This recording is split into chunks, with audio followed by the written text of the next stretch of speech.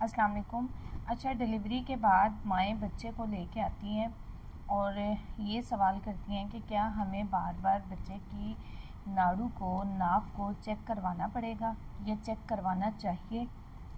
तो जी बिल्कुल नहीं। आप घर पे ही उसकी अम्बिलिकल की नाड़ू की सफाई का ख्याल रख सकती हैं। अपने साफ़ हाथों के साथ आप सिट्रोट के 1-2 ड्रॉप्स डालें, उसकी सफाई का ख्याल रखें और ये वैसे भी नेचुरली 5 से 7 दिन में खुद ब खुद ठीक होके नाफ जो है बच्चे की वो गिर जाती है। ठीक है, बस आपने कुछ बातों का ख्याल रखना होता है कि गंदे हाथों के साथ उसकी नाफ को ना छुएं और उसके साथ एक हम क्लिप लगा के भेजते हैं। तो जब भी आप डाइपर बांधें बच्चे को तो डाइपर उस एम्ब्लाइकल से थोड़ा सा नीचे करके बांधें।